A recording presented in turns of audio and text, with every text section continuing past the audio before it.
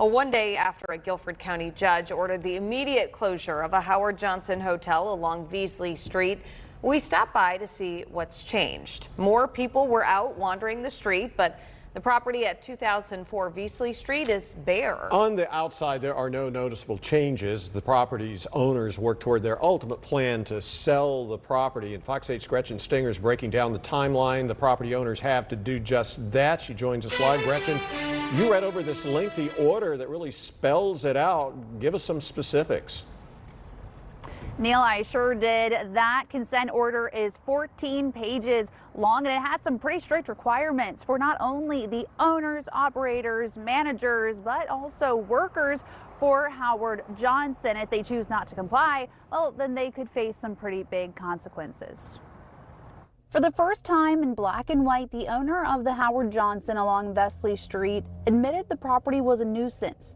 Greensboro spent years collecting evidence of all the problems that brought police to this spot: drug overdoses, assaults, fights, and disruptive behavior. With the consent agenda, the property's owners waived their rights to a trial, hearing, or appeal.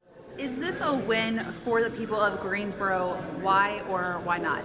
It absolutely is. This property was being operated as a nuisance, and it was having a severely negative impact on the businesses around it and some of the hotels around it and the individuals that were staying in those hotels. It will be some time before people see visible improvements. For now, the consent order gives a clear timeline as to what must happen. The property managers have to ensure everyone staying there leaves the property 48 hours after the order was signed, so time is ticking. Property staff are allowed to be there for maintenance, repairs, and to provide security. Within 30 days, an inspection will be done of the property, and anything out of compliance will need to be fixed. That includes ensuring the building is structurally sound. Everything will need to be in compliance within 90 days of the inspection. I stuck my head in a couple of rooms when I was out there when the police department was executing their search warrant, and one of the rooms looked like someone may have stayed there the night before. One of the other rooms had so much black mold on the wall, the carpet, the floor, the ceiling, everywhere, that you could not even breathe the air in that room. If the repairs aren't made, the city can make the repairs ourselves and then bill the owner for making the repairs.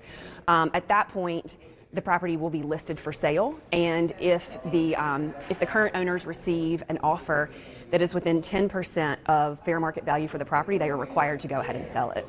And the judge spelled out some strict requirements when it comes to a sale. The property cannot be turned into a private or public club, bar, casino, or any other similar businesses.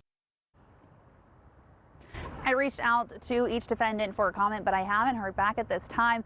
Harrell says if anyone is on that property from now on, they will be arrested because that property is closed down. As for the owners, if they choose not to comply, Harrell says that they will face some pretty big consequences that will depend, of course, on what they are choosing not to comply with. In Greensboro, Gretchen Stinger, Fox 8 News.